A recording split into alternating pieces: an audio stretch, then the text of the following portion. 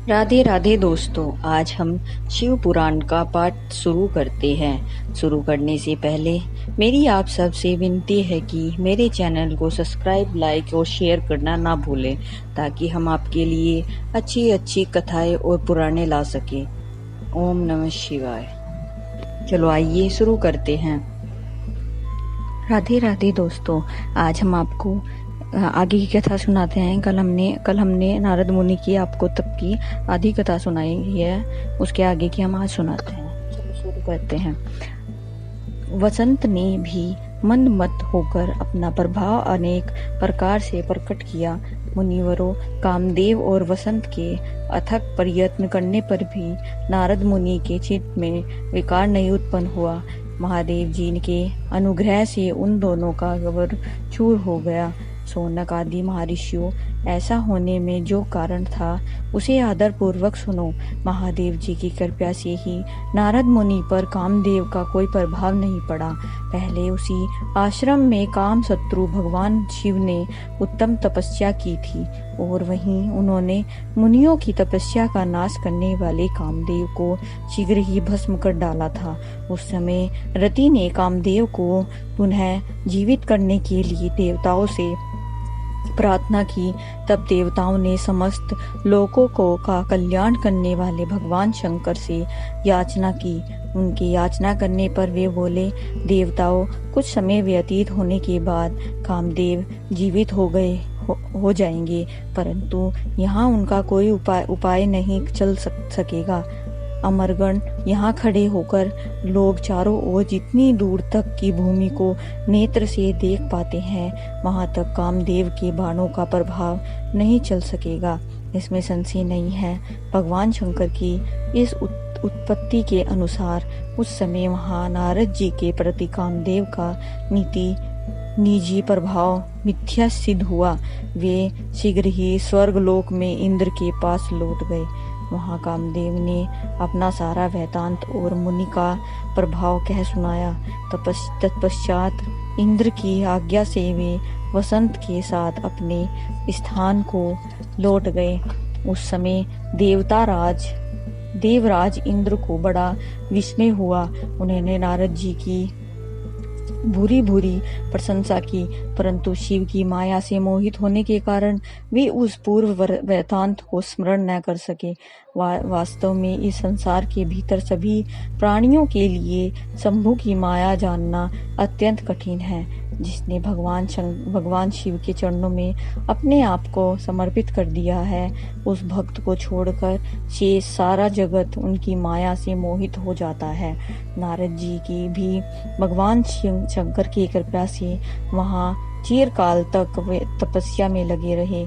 जब उन्होंने अपनी तपस्या को पूर्ण हुई समझा, तब वे मुनि उससे विरत हो गए। कामदेव ने पर मेरी विजय हुई, ऐसा मानकर उन मुनीश्वर के मन में व्यर्थ ही गर्व हो गया। भगवान शिव की माया से मोहित होने के कारण उन्हें यथार्थ बात का ज्ञान नहीं रहा। वे यह नहीं समझ सके कि कामदेव के पराजित होने में भगवान शंकर का प्रभाव ही कारण है। उस माया से अत्यंत मोहित हो मुनि शिरोमणि नारद अपना काम विजय संबंधी वृतांत बताने के लिए तुरंत ही कैलाश पर्वत पर गए। उस समय वे विजय के मद से उत्पन्न हो रहे थे। वहां रुद्रदेव को नमस्कार करके गर्व से भरे हुए मुनि ने अपने आप को महात्मा मानकर तथा अपने ही प्रभाव से कामदेव पर अपनी विजय हुई समझकर उनसे सारा वृतांत कह सुनाया। वह सब सुनकर भक्त वत्सल्य भगवान शंकर ने नारद जी से, जो अपनी शिव की ही माया से मोहित होने के कारण काम विजय के यथार्थ कारण को नहीं जानते थे और अपने विवेक को भी खो बैठे थे, कहा। रुद्र बोले, तात नारद, तुम बड़े विद्वान हो, धन्यवाद के पात्र हो, परंतु मेरी यह बात ध्यान देकर सुनो। अब से फिर कभी ऐसी बात कहीं भी न कहना, विशेषतः भगवान विष्णु के सामने इसकी चर्चा कदापि न करना। तुमने मुझसे अपना जो वृत्तांत बताया है उसे पूछने पर भी दूसरों के सामने न कहना। यह सिद्धि संबंधी वृत्तांत सर्वथा गुप्त रखने योग्य है, इसे कभी किसी पर प्रकट नहीं करना चाहिए। तुम मुझे विशेष प्रिय हो, इसीलिए अधिक जोर देकर मैं तुम्हें यह शिक्षा देता हूँ और इसे कहने की आज्ञा देता हूँ, क्योंकि तुम भगवान विष्णु के भक्त हो और उनके भक्त होते हुए मेरे अत्यंत अनुगामी हो। इस प्रकार बहुत कुछ कहकर संसार की सृष्टि करने वाले भगवान रुद्र ने नारद जी को शिक्षा दी। अपने वृत्तांत को गुप्त रखने के लिए उन्होंने उन्हें समझाया बुझाया, परंतु वे तो शिव की माया से मोहित थे, इसलिए उन्होंने उनकी दी हुई शिक्षा को अपने लिए हितकर नहीं माना। तदंतर मुनीश्वरों शिरोमणि नारद ब्रह्मलोक में गए। वहां ब्रह्मा जी को नमस्कार करके उन्होंने कहा, पिताजी, मैंने अपने तपोबल से कामदेव को जीत लिया है। उनकी यह बात सुनकर ब्रह्मा जी ने भगवान शिव के चरण रविंद्रों का चिंतन किया और सारा कारण जानकर अपने पुत्र को यह सब कहने से मना किया, परंतु नारद जी शिव की माया से मोहित थे, अतएव उनके चित्त में मद का अंकुर जम गया था।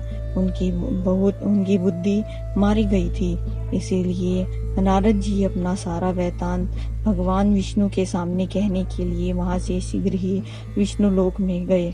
नारद मुनि को आते देख भगवान विष्णु बड़े आदर से उठे और शीघ्र ही आगे बढ़कर उन्होंने मुनि को हृदय से लगा लिया।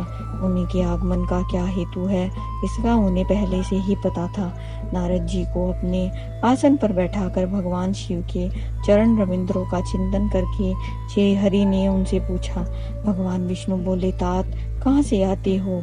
यहाँ किस लिए तुम्हारा आगमन हुआ है? मुनि श्रेष्ठ, तुम धन्य हो, तुम्हारे शुभागमन में पवित्र हो गया। भगवान विष्णु का यह वचन सुनकर गर्व से भरे हुए नारद मुनि ने मद से मोहित होकर अपना सारा वृत्तांत बड़े अभिमान के साथ कह सुनाया।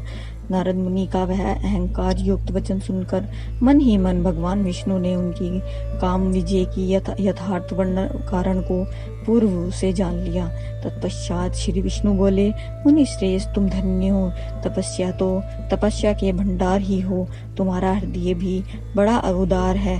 मुनि के जिसके भीतर भक्ति, ज्ञान और वैराग्य नहीं होते, उसी के मन में समस्त दुखों को देने वाले काम, मोह आदि विकार शीघ्र उत्पन्न होते हैं।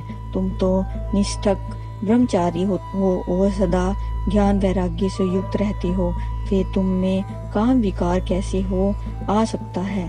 तुम तो जन्म से ही निर्विकार तथा शुद्ध बुद्धि वाले हो। श्री हरि की कही हुई ऐसी बहुत सी बातें सुनकर मुनि शिरोमणि नारद जोर जोर से हंसने लगे और मन ही मन भगवान को प्रणाम करके इस प्रकार बोले। नारद जी ने कहा, स्वामीन, जब मुझ पर आपकी कृपा है तब बेचारा कामदेव अपना क्या प्रभाव दिखा सकता है। ऐसा कहकर भगवान ने चरणों में मस्तक झुकाकर इच्छानुसार विचरने वाले नारद मुनि से कहा, मुनि कहाँ से चले गए?